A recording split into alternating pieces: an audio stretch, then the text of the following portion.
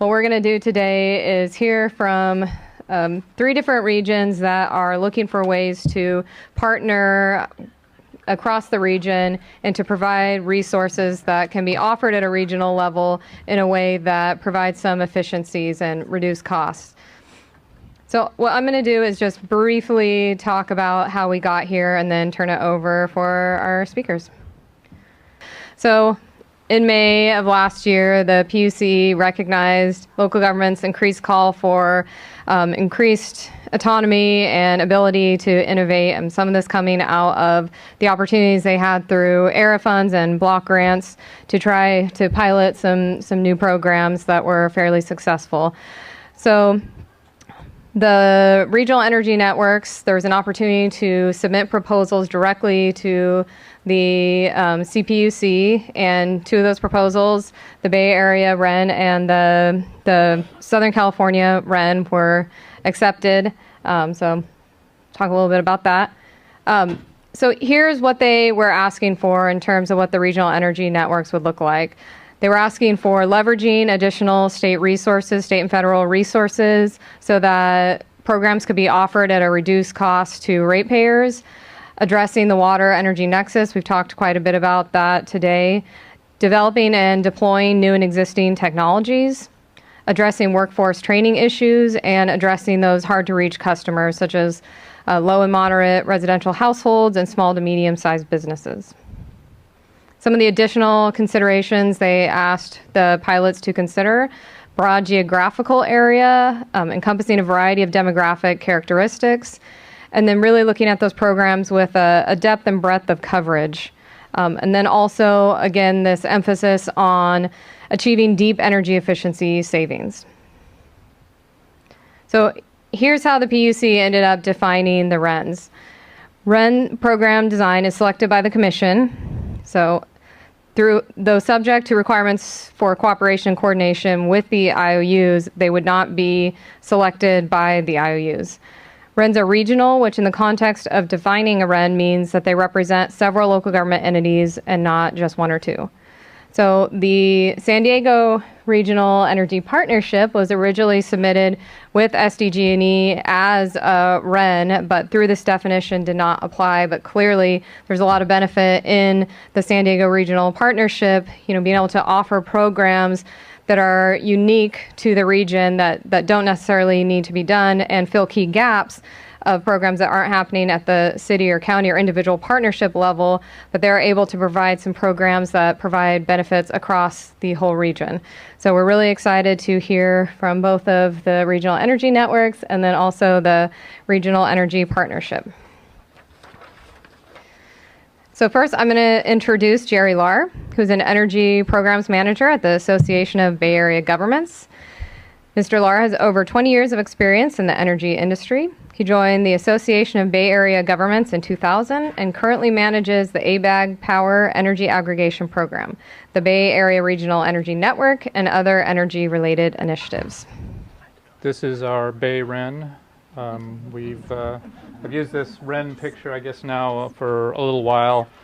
Ultimately, I think we are going to try to come up with a logo for our BayREN, and we've thrown a few things around there, but haven't landed on something yet. But in the meantime, this is what we're using.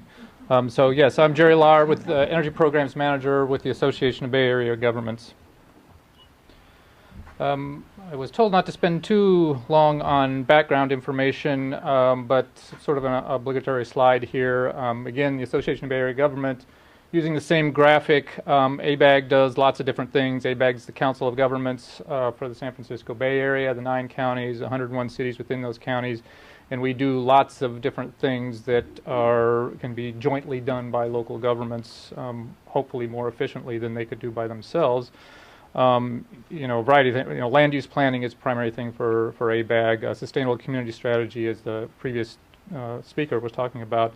But then many different service programs, energy insurance, hazard mitigation. We've been involved in quite a few energy programs. I should make it bigger here because that's what I do. And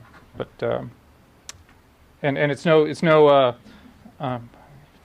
it's no coincidence, I guess, that that this the ABAG area and the BayREN area are the same thing. It kind of made sense, these 9 counties coming together. We have done work in the past, and we did have done energy work in the past, most recently just with the ARA funded programs.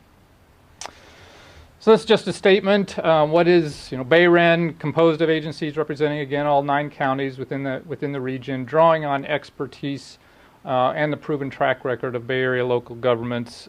Certainly the local governments in the Bay Area have very significant experience in energy programs in the past. I think about certainly San Francisco, Sonoma, Santa Clara here, Alameda through Stop Waste. They're kind of our lead agencies, and not just them. Marin. Some of the others don't have as long of experience, but certainly we want to bring them into the group. And as it says here, part of the purpose: implement effective energy efficiency programs, but gain regional efficiencies and build local capacity. And the final thing there, independent of IOUs, as Kate's kind of alluded to, these programs were not chosen by the IOUs. We submitted these directly to the PUC, and they chose the programs, and then we're given the authority and the responsibility to run and implement those programs.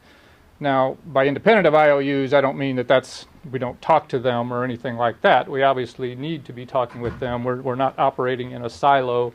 There are other programs, IOU programs, and other programs run by cities and counties that we need to be aware of and need to be talking to them. So, but independence on that sort of responsibility and authority, as I said. This is how we see the BayREN organization. PUC up at the top, again, formal oversight over our program and direct implementation down to us, to ABAG. PG&E, in our case, is the fiscal manager, meaning our contract is with PG&E. We submit invoices to PG&E, and we get paid directly from PG&E. But again, the authority over the program runs straight up to the PUC. And so then I have the 9 counties underneath ABAG. I've highlighted a few there. In our design of our program, some of the counties have taken more leadership positions, if you will, in certain elements of the program. So, for instance, for our multifamily program, Alameda County, or really Stop Waste, who is the instituting entity within Alameda County, in addition to the work that they would just normally do within Alameda County, they have taken a regional leadership position for the multifamily program. So they'll be, that program will be implemented essentially down through them, but on a region-wide basis. And similar to San Francisco with codes and standards, Santa Clara single family, and Sonoma County, in particular the PAYS program. I'll talk a little bit about that, one of our financing sub-programs. So again, this is just a little bit of a background to show, yes, we had a PUC decision back in November. We've been doing heavy regulatory stuff, I guess, ever since then. We were required to submit an advice letter as part of that decision in January. We actually had to revise that advice letter, which was submitted early part of May, and then ultimately just got approved a couple of weeks ago. We were also required to submit a joint advice letter, meaning the joint RENs and the IOUs, on, in particular, the EUC implementation, Energy Upgrade California for the single-family program, and that was just approved here less than a month ago. So there's a significant amount of regulatory work. I guess is no surprise to the IOUs, and I guess it shouldn't be a surprise to us that getting involved in these programs as well. What was approved in the November decision, and is still the funding and basic programs that are approved. The program designs themselves have been modified a little bit, but the basic programs, as you see there for us, for BayREN, those 4 main program elements: single family, multifamily, codes and standards, and financing for energy efficiency retrofits. Just the note under financing, although the funding was ultimately approved, the 2 of the sub-programs that I'll mention here require further approval from the Commission. So just a little bit, what are we doing and sort of where are we with these programs?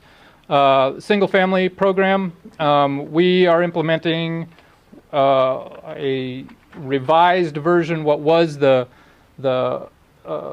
basic path, what most people knew is the basic path before, and the commission said we, meaning the IOUs and the RENs, needed to update that program.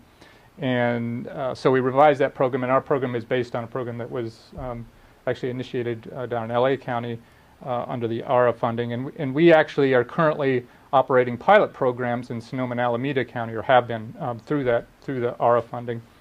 But now we've received approval for the redesign, and I think the name is going to be Home Upgrade. That's why I have it in quotes there. We came up with that new name. We, the joint IOUs and RENs. I've noticed some recent sort of controversy around that name, but I think the Home Upgrade name is going to stick. But it's a point system. Again, single-family homes. There's a list of measures, and the homeowner picks. They have to pick at least 3 measures, and they pick the measures. And as long as they get those measures, there's a points assigned to each measure. And as long as those points come up to at least 100 points, then they get the $1,000 and moving up from there incentives. Our program also offers advanced. We are promoting the advanced program, or what's now called the Advanced Home Upgrade, through assessment incentives. Now that program is primarily operated through the IOU, PG&E in our territory, but we are in addition to the incentives that they're offering through that program, we're offering an assessment incentive. So if a homeowner goes through the program, part of that is to do that, the modeling, energy efficiency modeling, and we would offer an incentive for that. Here we have contractor engagement. Our program also offers what we refer to as a Home Upgrade Advisor, which is a service, primarily a call service that can walk a homeowner through the process, advise them on energy efficiency, provide sort of a third-party perspective. They're not the contractor, they're not the utility. They can step back and say, yes, we think this is a good idea, and so to help the homeowner through that process. And then obviously marketing and outreach to go with that program. Our kind of launch on this, we're planning on July 1 launch, what we're referring to as a soft launch on July 1, which would mainly mean that we would start accepting applications at that time. We're actually ramped down those 2 pilots I referred to in Alameda and Sonoma County, and then we'd start accepting applications for the new incentives. The Home Upgrade Advisor, and I've listed the marketing and outreach there as well. Not that we're not going to do any outreach between now and then, but really kick it up beginning in August. The multifamily program, again, marketed through the Energy Upgrade California. A similar bundle, what we're referring to as bundled measure incentives, minimum of 8% energy savings and incentives for that. Free energy consultation through custom improvement packages. I've listed a website there that I think has just gone live, multifamilyenergyupgradecalifornia.org. And it has a separate section for the Bay Area. I think there's sections for the LA County and San Diego areas as well. There is an online interest form here. I put the link there, but maybe just forget that link. Go to the Multifamily Energy Upgrade California, and you can find for Bay Area, and then there's a link to the online form. Codes and standards. It was great to hear from, I think it was Commissioner McAllister this morning, as part of AB 758, that's become a significant part of that plan. So it's good to see that. That has been a part of our proposal, part of our program all along, and it's really designed to improve code compliance. We had our first kickoff meeting just a couple of days ago. We've hired a new code compliance project manager, Daniel Hamilton, sitting right back there. Raise your hand, Daniel. So he's now on board to manage that program for us. Expect to start with those looking into the code compliance, the baseline here in July, but really working with jurisdictions on the code compliance not just teaching them what the code is, but looking at the compliance side of that. Financing, I mentioned that various sub-elements, the single-family loan loss reserve, which is the credit enhancement part, and the multifamily capital advance program are the two elements that are pending the PUC decision. So again, the funding is there. We're hopefully expecting a proposed decision out of the PUC. Well, I want to say very soon. We'll see when that comes. Commercial PACE, we initially proposed to do a sort of a region-wide PACE program, but the funding that was ultimately approved was really around just the marketing and outreach portion of that. So in particular, what we were approved for was working with the California First program. So we're looking at finishing up court validations with any Bay Area counties that are that want to participate in that program, and then other promotional activities to help promote the PACE program. And finally, the last financing element is the PAYS, and actually we have one of our members, Lauren Casey from Sonoma, who's in one of the other rooms talking about this program right now. So if that's your real interest, you need to run over there. But the Pay-As-You-Save Water Efficiency Pilot Program, which is a non-water bill energy water efficiency program. And I guess I consider this one of our early successes, because this is one thing that we were sort of able to hit the ground running with, in that we have started a solicitation for other entities to participate in this program. We ran that solicitation, so that's done, and we've decided to work with the entities that you see there. The Hayward, Windsor. Windsor is actually where the pilot program was initiated under the ARA-funded BBP program, but also working with East Bay MUD and the San Francisco Public Utilities Commission. So that's where we are with the programs right now. Moving quickly now that we have all these advice letters approved. Here's contact information for me. Jenny Berg, who's the other person, she's not here today, unfortunately, but she is a BayREN program manager. Daniel, I mentioned. I guess I probably should have another slide for all the leads from the counties on each one of those program elements, but certainly contact me or Jenny or Daniel, and we can put you in touch with those people. I'll leave it there. Thanks, Jerry. Up next, we have Howard Choi. The Office of Sustainability manages LA County's $200 million annual utilities budget, $60 million in ERA grants, and the newly created SoCal Regional Energy Network. Previously, Howard commissioned utility-scale generating stations and served as an energy industry consultant on deregulation, rate design, and utility mergers and acquisitions. So, Howard. So the origins of the Southern California Regional Energy Network are really pretty simple. All of the programs that I'm going to talk real briefly about were initiated by LA County either under ERA funding or through the PUC IOU strategic planning grants. I think it was Innovator Pilot and PG&E, and Edison it was Flight 5.6. So these were all operating programs, most of them running in LA County only. And as Commissioner Farron indicated, they do look to local governments to innovate.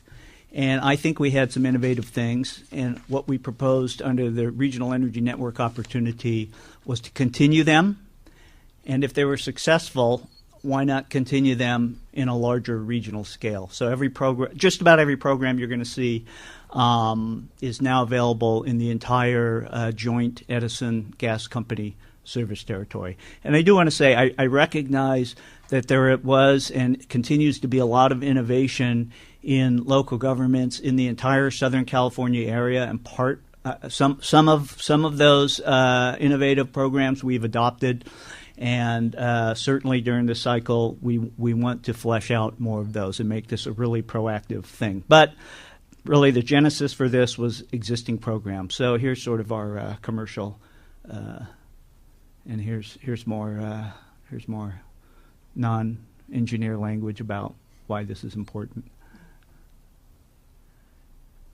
Jerry covered all the regulatory stuff. Another slight difference or tweak to our program is we have language that allows us to, on a pilot basis, work not just with local governments, but with other public agencies and special districts. So we're right now working with water districts and school districts to include them in some of our programs. So we have three major platforms. Energy Upgrade California, which again is a continuation of the programs that were started using LA County era funding. And, you know, we provided a matching incentive to and we put the $60 million that Kate talked about that LA County acquired for era funding. Some of it was, a lot of it was the formula grant for LA County. We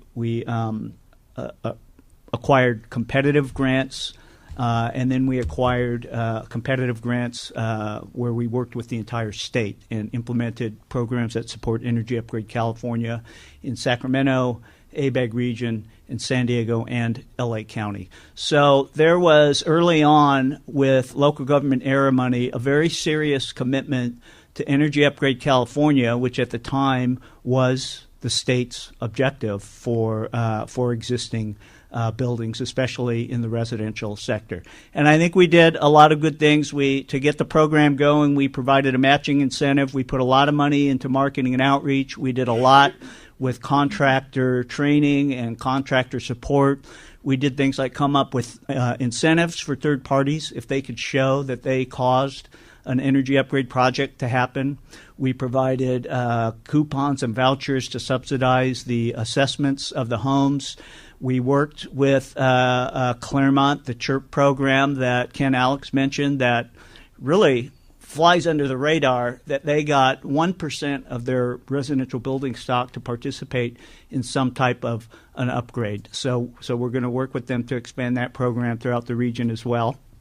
We also developed our own incentive, energy upgrade, whole home incentive program using ERA dollars because we could see that the basic path really wasn't moving, but we probably got a little too creative and innovative there because the PUC kicked that one out. So, but listen, we got 1,000 projects done in a year by rolling out an alternative to what was happening in the state. We're not done yet. We're going to go back and revisit that. But with Energy Upgrade California, we're supporting a state program there, which the IOUs. It's an IOU program, so we're supporting it. The other area that we're working on is in public agency project support. So using this strategic grant money, strategic planning money, we said, okay, we recognize every city probably can't hire an energy manager to do the roles that many of you who are here do. It's not cost effective. So why not put all of the resources that an energy manager would provide in one place and let cities and counties, public agencies access those resources? And why not, in addition to being the actual technical engineering type resource, why not figure out a way to jointly procure equipment, jointly solicit equipment, come up with standard templates for soliciting equipment, standard contract agreements, and make the process as simple as possible. And when I say, we're talking about regional collaboration and how to come up with these ideas, the genesis for that program to provide these centralized resources to cities was a collaboration between Aaron Clem in the city of Huntington Beach and LA County. We took a piece of our strategic planning grant money together to put into this program. I'll say Huntington Beach is not even in LA County. So you find collaboration in the strangest places. Behind the orange curtain. That's right. That's right. I go to Angels games, so that's why we ran into each other. No. What we're working on now, how we've refined what we put together under the strategic planning grants, is to put a more detailed process into project delivery for public agencies. You can call it a master agreement process with vendors and for procurement, or you could call it a JOC process. But we're going to leverage standard delivery models that exist throughout the state and make it available to any jurisdiction who's doing a type of project. We've pre-screened and pre-selected engineers. We're going to pre-screen and pre-select contractors. They're going to provide standard, transparent pricing for services and equipment. And now all of you don't need to worry about the sales pitch from the ESCOs or getting some deal from somebody you don't know, and is this a good deal or not a good deal? We're hoping that this is a local government initiated, local government vetted program that supports public agencies, and that it's a vehicle that you can feel safe to identify projects, vet them, solicit them, implement them, manage them, and report the results. So initially, we tested the central resource process on these types of retrofits, and have now moved on to where we can do a lot of other type of projects. Financing is the third pillar of the regional energy network, and what we created was a public agency municipal lease financing program. This was done using the strategic planning dollars. It's ongoing now with a little bit of support from PUC dollars. This is private capital that's being made available to public agencies for your projects, a very standardized, simplified application process, no limit. It's equal, the equivalent of the CEC financing program, and it's available right now to any jurisdiction in the state. We haven't done a good job advertising it. SoCalRec.com is a website if you want to go find out about it. But because it's being made available to public agencies who are a good credit risk, and it's going for energy efficiency projects, it's a very competitive rate. We've got a residential financing program that supports Energy Upgrade California.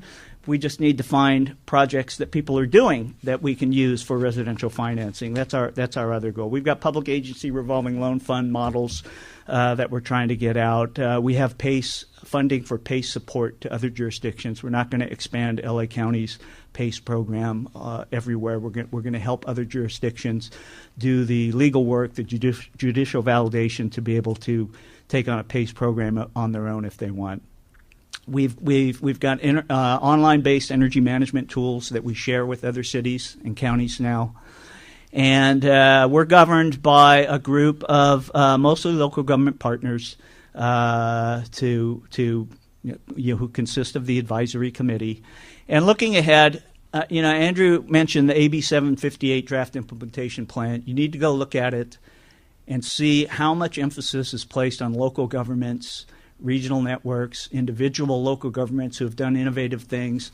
This is the roadmap for existing buildings, residential, non-residential, public-private, and it is loaded with opportunities and identification of areas of support for local governments.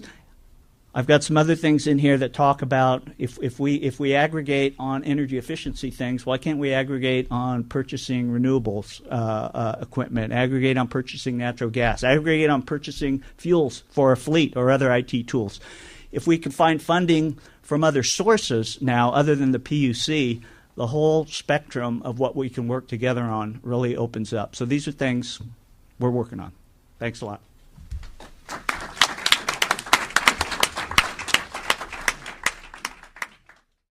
So I'm going to introduce both of our San Diego partners. Brendan Reed is the Environmental Resource Manager for the City of Chula Vista, where he develops programs and policies dealing with energy management, water conservation, and climate change. Brendan Reed also represents Chula Vista on numerous regional and statewide working groups, including the San Diego Regional Climate Collaborative and the League of California Cities Environmental Quality Committee. And Linda Pratt is the Chief Program Manager for the City of San Diego's Energy, Sustainability, and Environmental Protection Division. Her responsibilities include energy efficiency, renewable energy policy development and project implementation, climate mitigation and adaptation planning, and hazardous materials management. So we'll have a tag team presentation from them. Hello. Good afternoon, everyone. Thank you for having us here and giving us an opportunity to participate in this session. So as Kate mentioned, we aren't a REN. We were downgraded to a rep. So that was a shame. But we still had great things planned, and I think that's what we really want to highlight today. We also are much smaller in size.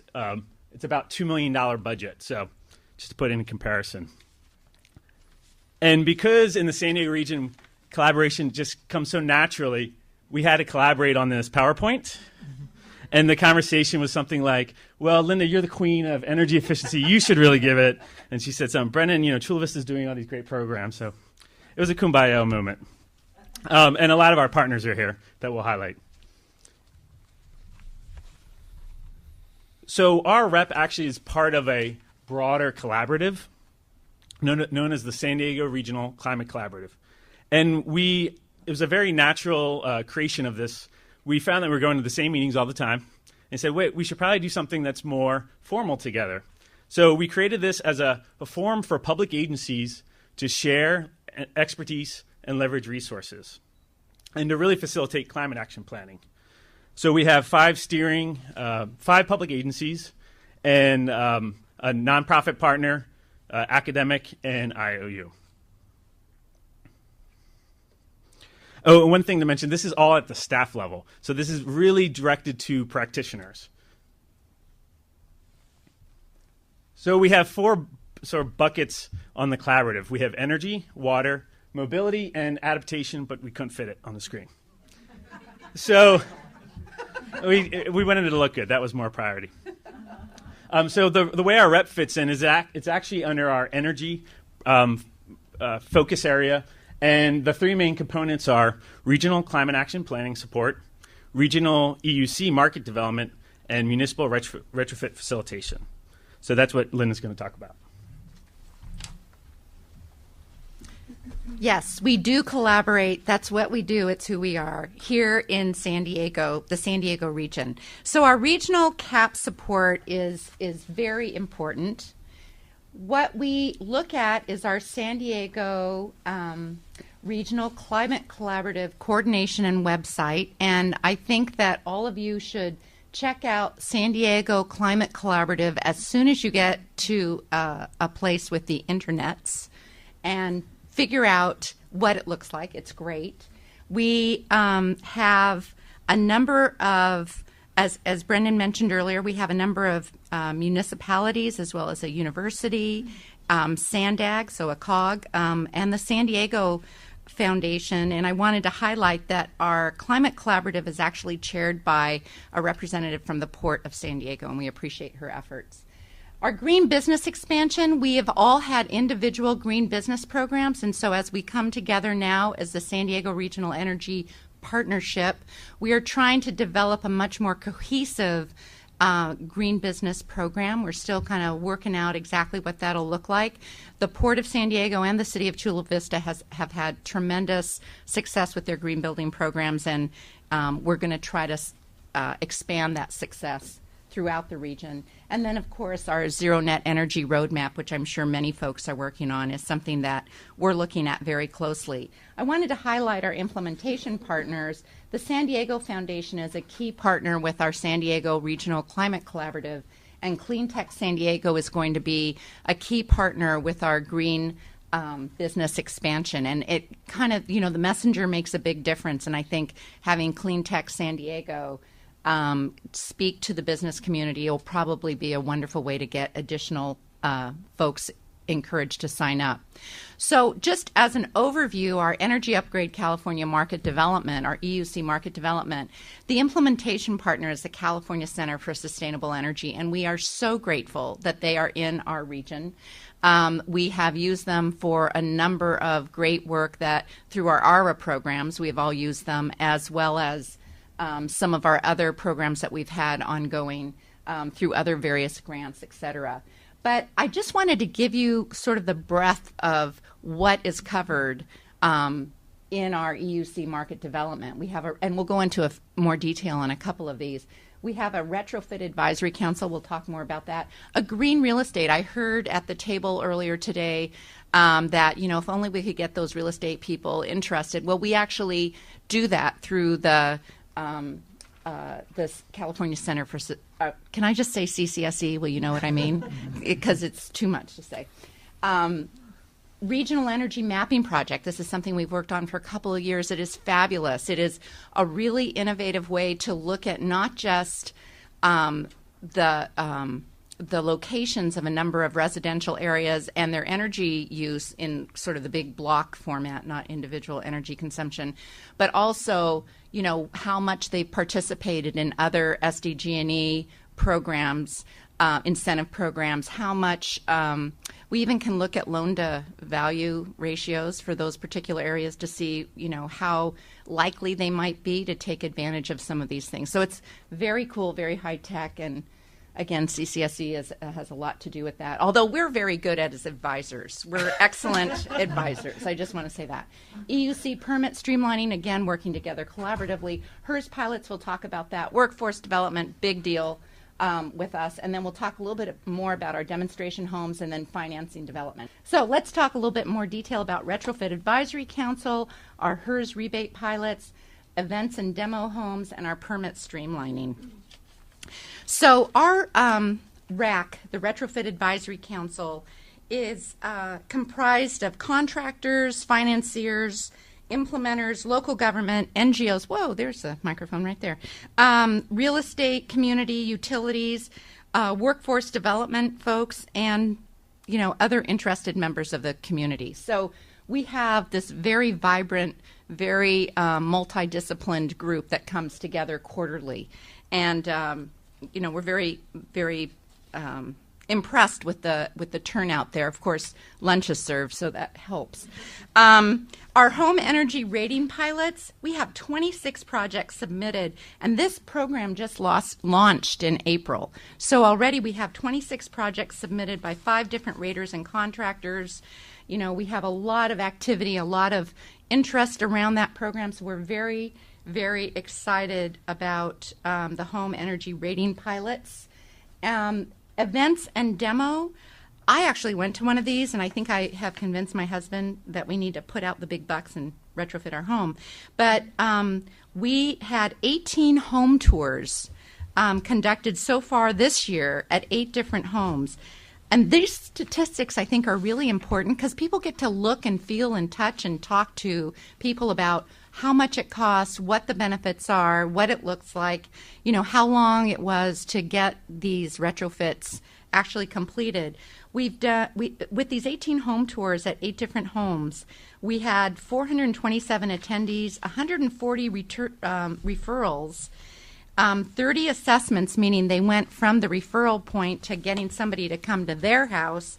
And so far, we've only had 3 upgrades, but it just started. I mean, we're just talking about January, and these things take a while to get started. So we're very, very excited about that. And then permit streamlining is something that I know all of us are looking at, and we're trying to do this at a regional level. We're trying to develop something that's comprehensive and, again, trying to build that cohesiveness across the region. Okay.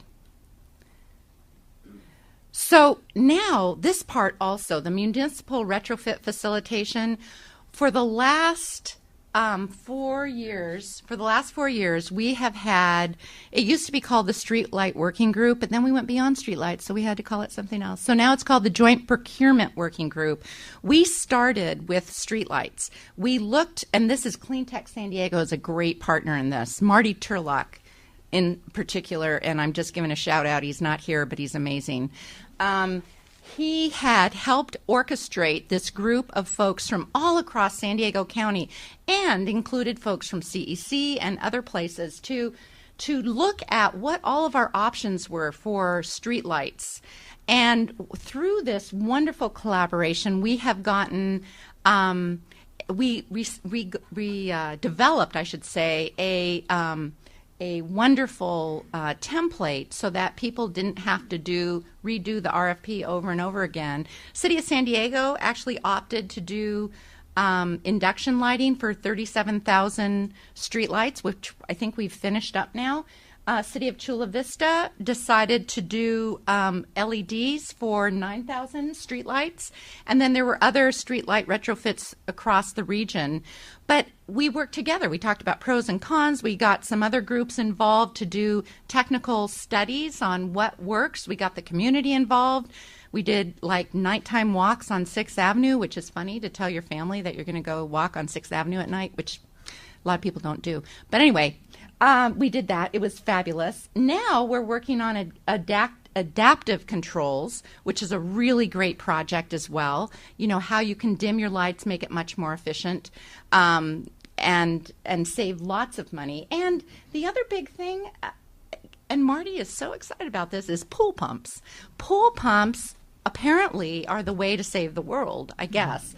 But there are a lot of applications to get, you know, the variable speed drives. That's why Brenda and I work together. The variable speed drives on pool pumps and other types of pumps, and then all these other energy projects that we can work on collaboratively. So this joint procurement working group is absolutely fabulous. All right. And actually, before I go into our lessons learned for the joint procurement, one thing that we did was some of us put piggyback clauses in our contracts. And now, other cities are just piggybacking off of our streetlight contractor agreement. So they don't even have to do an RFP or anything. Right. Little thing like that. It's a 3-sentence thing in our contract that allowed them to do that. So when we look back at our 6-month history, feels like 6 years, some of the lessons learned or some of the benefits that we identified by doing this collaboration together. Well, one, the REP helped us to formalize our existing energy efficiency work that we were already doing together. And it might sound silly, but even having a name for your group working together, and especially our climate collaborative, that allows us to market our efforts to other cities that aren't participating yet, to other regions, etc. The second thing was that, especially for smaller cities, it was a convenient entry point for them to be involved. So there's 5 local governments or agencies on the steering committee of our collaborative, but we have 19 jurisdictions in our region. So, we need to get them all involved in order to meet that strategic plan goal. So through the collaborative and, of course, our regional energy partnership underneath the collaborative, this provided a one-stop shop. And what was important, and I think unique, because it's under our climate collaborative, it's breaking down silos. They can come to our meetings, hear about energy efficiency, but they can also come and hear about electric vehicles and DG and other things. The third bullet point, leveraging demand, or really addressing demand for CAP planning and implementation assistance. One thing that we found that a lot of jurisdictions, whether proactively or reactively, now have climate action plans. And the question is, okay, now what do I do? So we're trying to really show them that our regional energy partnership allows them and empowers them to actually implement their plan. And it's not reinventing the wheel. There's stuff that's already happening in their community that if they just get tied into a little bit more, then they can actually help it become more efficient and more effective, but also they can get credit for helping. And then the final thing was really, I hope, especially for our partners and stakeholders, that they have found this to be a more efficient way to collaborate with us. Again, CCSC, Cleantech San Diego Foundation, and others have been really instrumental and are a huge part of the equation for success in our region. And so for them, again, it's a one-stop shop. They can literally come to a quarterly meeting, and almost all the jurisdictions are around the table. And so we hopefully, that saves everyone some time and headache for that. So with that, we just wanted to say thank you.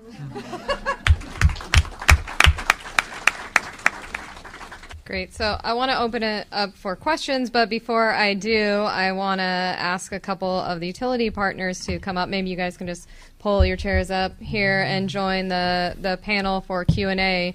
Each of these regions is coordinating with the utilities in that jurisdiction, and so we want to give them a chance to be able to weigh in as well. And so maybe I'll just start with the first question before I open it up to all of you. How are each of you coordinating with the REN in your region, and what initial value are you seeing? So my name's Robert Brunn. I'm a senior project manager for SEE. Pull it off, but it doesn't seem to be. Hi, everyone. My name is Robert Brunn, Senior Project Manager for SCE, and I'm representing SoCal REN activities for SCE. I think collaborative is a key word today. So everybody used it a ton of times, and it really kind of speaks to what we want to do. We want to build that collaborative relationship and offer a suite of services to the customer, clear messaging, reduce confusion, and at the end of the day, have a successful program that represents all the stakeholders involved. There is a lot of coordination as far as our core programs, our third-party programs, our local government programs, any activities that they do to ensure no duplication takes place. There is going to be duplication of effort, of course, but we try to minimize that. We want the ability to be for the REN to be innovative. We support that. We also want to be good physical agents, make sure that the tasks that are achieved are in line with the contract that was agreed to, and everybody's represented at the end of the day. And Nyla? Sure. Hi, my name is Nyla Ahmed, and I'm a Senior Program Manager with PG&E, and I work really closely with ABAG and BayREN members on the PG&E side, managing that program. So thank you to Robert, and Robert's exactly right. The idea of coordination and collaboration is really what we'd like to highlight here today. And going off of what Robert said, we're really recognizing the amount of time and commitment that all parties involved have really put into this effort and have brought us to where we are today. For example, filing the advice letter that Jerry had mentioned in his presentation for the Energy Upgrade California single-family program, that was a 6-entity statewide effort. And again, collaborating and coordinating. The key points that really made us successful in that effort were identifying the key players from the very beginning. We also had very effective communication. Everyone that was involved in that effort recognizes how much we met, talked on the phone, sometimes even daily, to ensure that we all remained on the same page. And again, that required a lot of time and commitment to all of the entities involved, but we got there. In addition, there was a high level of priority up and down our management chain and a high level of engagement, which, of course, also required a lot of time and commitment, but I think ultimately maybe saved us a little bit of time when it came time to management review of that letter, and we ultimately did get it in by the assigned deadline, which was a huge feat, and we should be really proud of ourselves for that.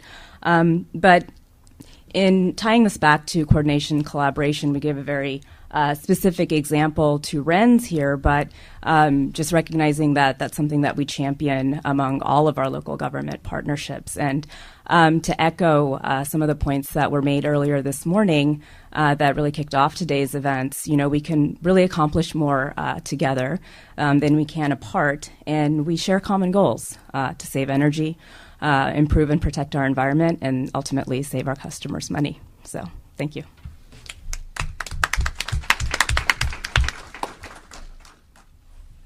Questions from all of you? We have a mic up here, so please come up to the mic. Hello, I'm Betty Cito from DNV KEMA. So many of the cities that we work with on climate action plans are very interested in voluntary approaches to energy efficiency and renewable energy. So I think my question is mostly for Brendan and Linda about the permit streamlining project that or initiative that you worked on. What is the scope of that? And, what are some of the first steps for some other cities who might be interested in permit streamlining for new construction or retrofits that go beyond code, for example, or, just increasing energy efficiency above what they may have in their existing plans? So I'll start off. Excuse me. And I again recognize CCSC who's implementing this component for us. But the first step of our EUC permit streamlining task is to take an inventory of how all the different jurisdictions approach if you will, Energy Upgrade California. But as you know, Energy Upgrade California can take many forms. So after that inventory is done, they're going to create some best practices on what jurisdictions are probably maybe doing it better or more efficiently. And then we hope to create some sort of a standard template and even a possible bundling of permits for like an EUC project. So those are the 3 steps, more or less, and that's occurring right now. So the fruit of all that labor will be apparent in another year. Mm-hmm. And, of course, all of that can be shared with any jurisdiction across the state.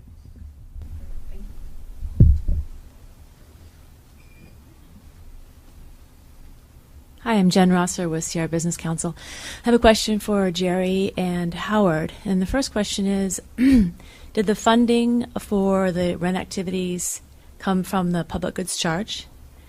And then the second question is, how do you avoid the duplication of work issue? For example, Howard, I think you said that some of the activities that had occurred in the past were continued with the REN activity. So if it was continued in the past through a partnership or some other mechanism, was it stopped in that venue and continued in the REN, or how do you avoid the issue of duplicative work? So yes, all of the REN funding, at least for SoCal REN, comes from the Public Utility Commission public goods charge, which doesn't exist anymore, but basically the funds that fund energy efficiency, it's ratepayer funding. And the programs that we run under our ERA grants are actually still ongoing. We had 3 ERA grants. One of them is expired, but actually has been amended to continue with financing programs. We're operating the programs right now with a combination of both PUC and ERA financing, and it's just accounting to keep the funds separate. But the programs are indifferent to the funding source, and so the work continues. Where the work happens continues. It's just a different funding source, and our reporting, whether it's to the DOE, the CEC, or the PUC, reports how we break down the funding. Yeah, I'm trying to think of issues where we might have this sort of overlap issue that you're talking about. I mean, one sort of obvious is for us. We had a couple. I mentioned a couple of pilots that were referred to as the flex pilots that were started under ARA funding, and we're ramping those down in Alameda and Sonoma County, and they'll be ramping down this month, and then we're starting in the whole Bay Area wide the new home upgrade program starting in July. So that's certainly been a consideration that we've been talking about. The other program is similar to what Howard said. In the PAYS program that I mentioned, that was started with ARA funding in the town of Windsor. That's going to continue in the town of Windsor with the funding from BayREN. And then we're expanding it to the other areas that I mentioned. So again, it's just a new source of funding for that. And I just want to say one other thing, just real quickly. I know even throughout the whole process, the concept of the RENs duplicating IOU efforts was a major theme, and we have like 25 sub programs within the SoCal REN, and 3/4 of them are sub programs that the utilities do not offer. The other areas, the other 25%, we work with the IOUs with the sole purpose of driving participants to the IOU incentives. So, if we were talking to the same household or talking to the same city about the same project, about the same incentive, that would clearly be a duplication of efforts. But the coordination aspect is such that we do things with certain customers in certain areas to talk about certain things. The IOUs do certain things, so they are complementary efforts.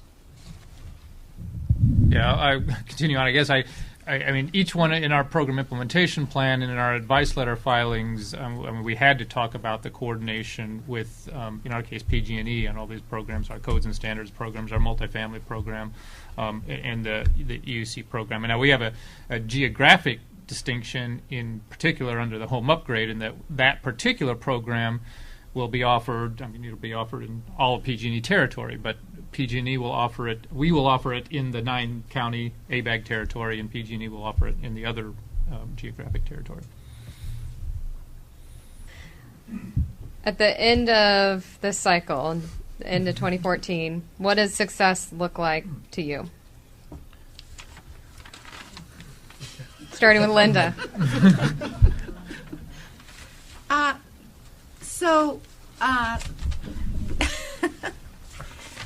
We have so many different tasks that we have kind of put together under the San Diego Regional Energy Partnership, and we do have you know, the objectives and the targets and all of that. I think, quite frankly, we have already seen tremendous success in our ability to collaborate and work a lot more effectively and efficiently together. I think we have already seen success with the strong affiliation and close work that we're doing with CCSE, Clean Tech San Diego, the San Diego Foundation. I mean, just building those relationships and understanding those roles and getting everyone on the same page, in my opinion, is success already. And we will continue. We've already seen that we've, increased participation in retrofits, residential retrofits. I'm sure we can do a lot more, but, if you're talking about between now and December of 2014, right now I'm feeling very positive that we've already seen some tremendous success, and we're going to see far more as we work together for this cohesive plan that we're putting forward to the region. So, yeah, I mean, we certainly, there's things like number of goals of retrofits and for a single family and multifamily, and I'm sure those will be looked at, and I can't quote them here, but that'll be something that will be looked at. But I also, I take what you was just saying, that just putting together this organization, even though, ABAG is an organization already, but BayREN really is sort of a separate organization that needs to learn to work together and run programs together and that sort of thing. And bring 9 counties and ABAG together to implement those efficiently, with our different county leads, I think is a significant task. And I'm hoping, we're already up and running, but being able to show that we can do that efficiently and run these good programs, that's what I'm looking for. Yeah, so the short answer is, as everyone said, there are targets. Our goal is 30 million kilowatt hours on the electric side to show that we made happen. And I go to what Commissioner Farron said this morning as a goal for the RENs in 13-14, show that we added value. Now, I see that we can clearly show that in addition to showing our numbers. But let me give you an example of how complex this is. But there is value. Say we work with a city engineer to implement a project in their building through the JOC services that we provide and the procurement services, but they also happen to be a local government partner, and there was some services provided by that local government partner to help that city implement that project and drive them to the incentive. And let's say they also finance it using the public agency financing program that we offered. Well, how many sub-programs were involved in that process? And there's so many kilowatt hours, right, that at the end of the day are at the bottom line there. But I would probably contend if that person didn't finance that project, they probably wouldn't have done it. And, likewise, there may be other arguments about how the project happened or not. I think it's easy to show value in a situation like that, but when you start, cutting up the numbers, then it becomes a little complicated. we leave that to the very smart people at the Public Utility Commission to figure out. Do you guys have any comments you want to add on this? Yeah, I agree. It can get complicated. For Howard's example of a project that was financed. If it wasn't financed, would the project ever took place? It can even get more complicated. Let's say one of our offerings, OBF, they used the financing option from SoCal REN to buy down that same project, a portion of it, so it would be eligible for OBF. And you have the same project that's financed by two different organizations. Two different utilities were involved in it. And then there's the aspect as far as implementation, the processing, the marketing outreach efforts that we'll have going on along with the SoCal REN, and who those marketing outreach is touching as far as the customers. They cross geographical lines. As far as us doing the claiming of savings and everything, I think Howard's exactly right. Attribution at the end will be decided by the Energy Division. What we really want to make sure is the documentation's in place, since this is a pilot, and they are going to evaluate us to make sure that the job was done, and what were the good activities that were done and what were the activities that were not so successful, so they can expand on the successful ones going into 2015 to 17 and get rid of some of the ones that weren't. So I think documentation, reporting is going to be key for us. We've never had to report like this before, as far as transferring data to the REN transferring that data to the Energy Division, us also transferring information to the Energy Division, making sure that information that we report is not duplicated on the REN's behalf and the utility's behalf. So we're having to add additional flags in the data that documentation is providing. So it's kind of a whole new world for us, and we're trying to figure it out. But at the end of the day, I think if we do our job right, when they do that impact evaluation and they do the attribution, they'll come out with a result that everybody will be happy with, and everybody feels like the effort they put into this achieved what they wanted. Mm-hmm. Ann, you have a question? Yes. Ann Kelly, City and County of San Francisco. I'm fairly familiar with the RENs, but I'm curious, Brendan and Linda. So you have this collaborative, and you're part of that collaborative. But in the collaborative, is there contributions from other funding or something to make projects work? Could you explain that a little, how that works? And you don't have the same sort of thing where you have to count your savings and they go to one group or the other, or duplicate each other. So it'd be interesting to see how you've worked that out. Sure. And our local government partnerships, our individual local government partnerships, helped to seed the Climate Collaborative, a few years ago. So I want to recognize that investment. But that's one of the great things about having that forum to bring in other partners, like the San Diego Foundation. So we've been fortunate where they've come up with some funding, and we're actually going to be hiring a part-time coordinator for our Climate Collaborative. So we are mixing in funds, and through that forum, again, through that branding, we've pursued other funding and other grants recently.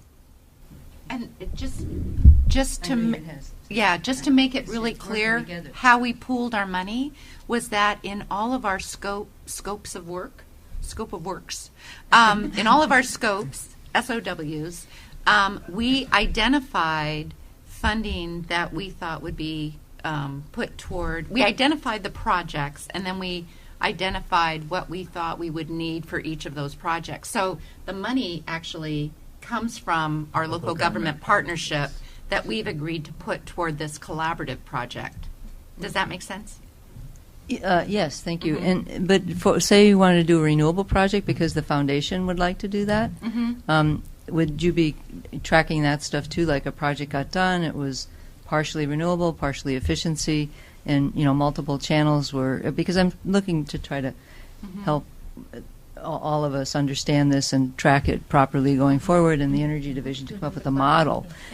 Because we really do need to make it as simple as possible to do that, but to show the benefit of leveraging funds or bringing them from other sources, and the financing, as Howard said, maybe this project would never have happened without the financing. So then you wouldn't have anything to report. So it is something that I hope during this process, this period of 13-14, that we're looking at that and making good notes. So we also have gotten pretty good at making sure that projects that leverage resources from different groups. I mean, we got very comfortable doing that with our ARA funds. So Brendan and I both had a lot of ARA funds, and as did the County of San Diego. A lot of what CCSE did was that we gave them a lot of our ARA funds to do, the multifamily and the single-family home retrofit programs and all of the types of things that we did with that. So, tracking it separately, in my mind, is not a big deal. We know what the parameters are for this part of the partnership, but then we also get additional funds, from other places, and that all comes under that climate collaborative. It's all about the climate collaborative. It's not just about San Diego regional energy. Regional Energy Partnership. Regional Energy Partnership. It's about the Climate Collaborative, and the Regional Energy Partnership is one of the many avenues to get us to this great goal that we have. Thank you. Thank you, Brendan. So my last question, which will be the last question unless someone runs up to the mic, is what's next? What's on your wish list for 2015, and any concluding remarks you want to do at this time? I'll start. We got into some things that were, as I said, were a continuation of programs that we had already started. Should the RENs be fortunate enough to continue on in the next cycle, and I did note that Commissioner Farron said that RENs need to be cost effective in the next cycle. I want to really look. I want to make them cost effective. I want to really look at focusing on what local governments do best. I think there are some things that we're really, really good at, maybe some things we shouldn't be involved with. I'll admit, running a single-family incentive program, maybe that just should be the IOUs and we should help out in some other tangential ways. But there are definitely things that local governments are really good at. I want to focus on that. I go to this morning, I think when Pat showed what local governments were doing under the strategic plan, and I noted all the easy non-resource stuff was what local governments were doing. And then at the bottom of the list were all the hard things, but generated the most savings related to code enforcement, code compliance, codes, reach codes, codes and standards. I would really like to flip that. And then I would like to see other regional energy networks throughout the state, because I think with the past possibility of Prop 39 funds, cap and trade funds, I think it's a lot easier for the state to get money out to local governments if we show that we are regionally coordinated somehow, as opposed to 350 cities and 50 counties all with their hands out. So, yeah, I certainly agree with. Hopefully, we can show that we have a success. We, the RENs in general, show that we can have a success, and then there'd be more RENs. Let's see. I'm more specific. I'm not quite ready to give up on the single-family thing, although I do think we have some challenges there. We have a program that, frankly, it wasn't quite the design that we had all planned on. Given various different directions on this. So we all, not just RENs, the IOUs, we're all going to have to look at these programs and is this really the design that we want going forward? But I would like for BayREN, our codes and standards program is one that I have high hopes for, because I think that is a particular area that that local governments have a voice in. That's part of what we do. But one of the programs that they're doing down in SoCal REN, more with the local governments, the local government buildings, that sort of thing, is something that I think that we up in BayREN, is something that I would be looking for in the next program cycle. But other things that we, again, something that local governments local governments do, and we think we can do well, efficiently, regionally, then it's something we would look at. More money? No, just it. I think I'd hope that these regional, whatever you call them, are really help engage all the jurisdictions across the state. I think that's needed to really create an efficient way to do that, and I think these play a huge part in that. The other thing is I hope that even between the regions, that these can be great conduits for sharing new innovative programs. So I really hope that in the next year, when we're start talking about the next program cycle, that there's a lot of discussion so we can see things that worked well across the state and be able to hopefully, again, integrate it more efficiently within our region through these collaborations or networks.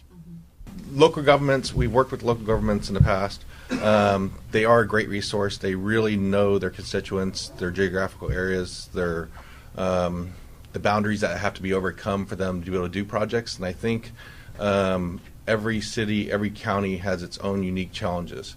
And I think as a utility, when we hear presentations and they say, we all need to do everything the same way and it needs to be a statewide system with similar incentives and similar savings mechanisms put in place. I just hope everybody realizes we understand that individuality and to increase the participation rates from the local governments, I think we all have to strive to be able to give them something that they can benefit from and help them to benefit from that. And we are here to help. I think our account reps and I know that people in energy efficiency take everything very personally when it comes to our programs. We're not only working for the utility, we're customers of the utility. Most of us got in these fields because we really love energy efficiency, and it's something that we chose to do with our lives. So really appreciate this. The REN's definitely something new to work on. Only been here a couple of weeks, so it's a huge learning curve for me, but definitely excited about working on this. And I think in the long run, if the customers benefit, then we benefit. Thank you, and join me in giving our speakers a round of applause.